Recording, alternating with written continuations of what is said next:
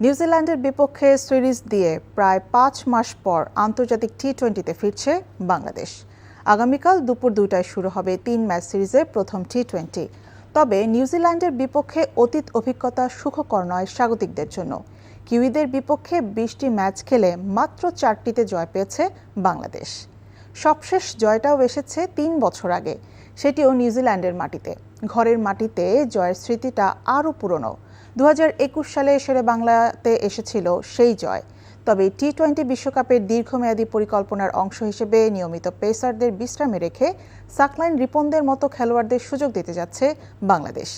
New Zealand দলে পরিচিত মুখরা না থাকলেও ইশ সৌদির মতো অভিজ্ঞ ও টিম রবিনসনদের মতো তরুণরা থাকায় দলটিকে হালকাভাবে নেওয়ার সুযোগ নেই।